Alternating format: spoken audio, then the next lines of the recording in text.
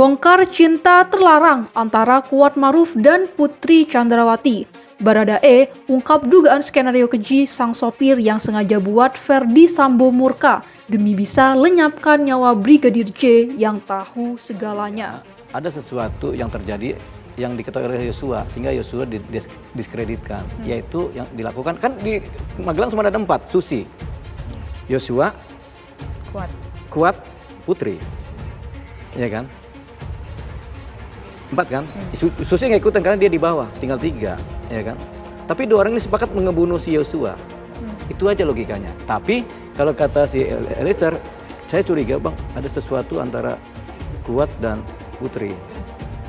Aroma-aroma itu memang mereka juga udah tahu. Kenapa? Kejanggalan permainan drama sebagai korban itu sudah tampak sejak ketika beliau muncul di depan Makobrimob. Kenapa ya bisa begitu, Mas Riz? Nah, pertama, kalau kita buka Undang-Undang Tindak Pidana Kekerasan Seksual, di sana ada banyak ketentuan bahwa yang namanya korban kekerasan seksual harus atau wajib ditutup identitasnya.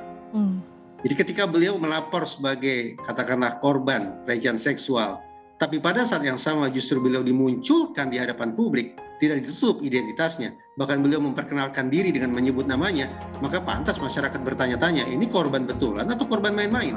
Sekaligus ini akan memberatkan di persidangan. Kenapa saya bilang begitu? Segala sesuatu yang mengandung kebohongan ketika disampaikan akan berbelit-belit.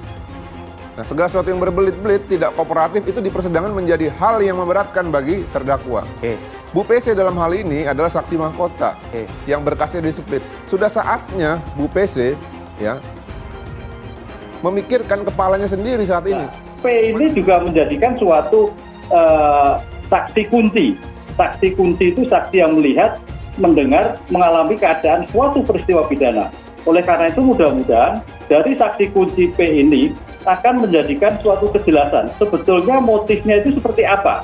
Ini kan masih dugaan kemarin, motifnya masih spekulasi.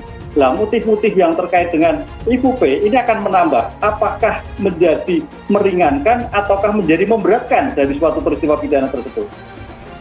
Putri Chandrawati masih ngotot dirinya mengalami pelecehan seksual yang diduga dilakukan oleh Brigadir J.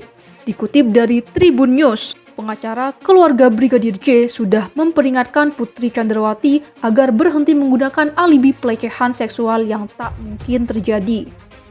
Pasalnya jika Putri melakukan hal tersebut terus-menerus, maka keluarga Brigadir J tak akan bisa membuka pintu maaf untuknya. Karena maaf dari keluarga korban disebut bisa meringankan hukuman untuk tersangka.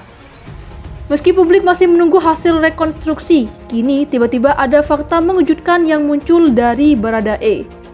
Dikutip dari Warta Kota, tersangka kasus pembunuhan Brigadir J, yakni Barada Richard Eliezer, mengaku mencurigai adanya hubungan terlarang yang terjadi antara istri Irjen Ferdy Sambo dengan Kuatmaruf.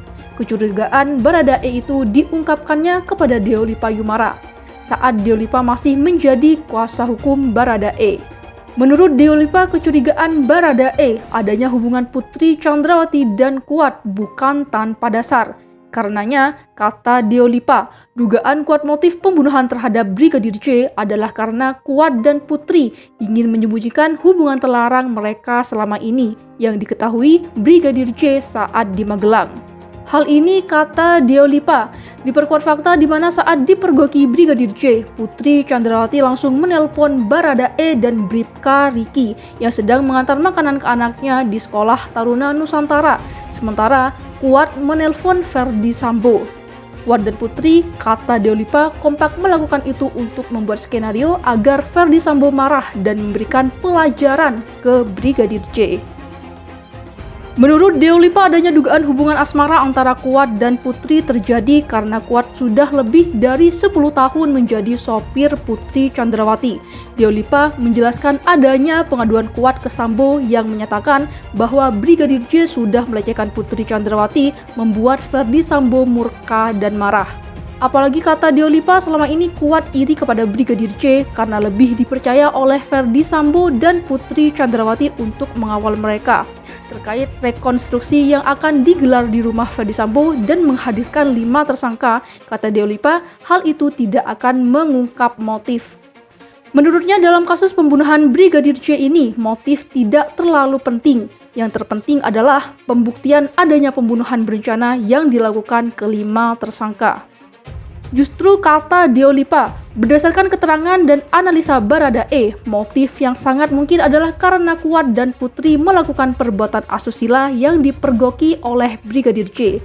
Karena ketahuan Joshua, maka akhirnya Yosua yang jadi korban, ungkapnya. Terkait laporan Kuat bahwa ia melihat Brigadir J membopong Putri Chandrawati, justru menurut Deolipa yang terjadi sesungguhnya adalah Kuat membopong Putri Chandrawati dan dipergoki Brigadir J. Kuat Maruf diduga merupakan sosok yang membuat Brigadir J ketakutan sehari sebelum tewas di rumah dinas Irjen Verdi Sambo. Sebelum Kadif Humas Polri, Irjen Dedi Prasetyo mengatakan para tersangka pembunuhan berencana Brigadir J akan dipertemukan Selasa 30 Agustus 2022 dalam sebuah rekonstruksi yang digelar di rumah dinas Irjen Verdi Sambo di Duren 3, Jakarta Selatan. Para tersangka termasuk mantan Kadif Propam Polri, Irjen Verdi Sambo dan istrinya, Putri Chandrawati akan mengikuti rekonstruksi. Dedi mengatakan rekonstruksi akan berlangsung di TKP pembunuhan di rumah dinas Irjen Verdi Sambo di Kompleks Polri Duren 3, Jakarta Selatan.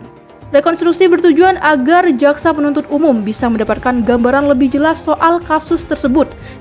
Dengan demikian, berkas perkara dapat segera dinyatakan lengkap dan maju ke persidangan.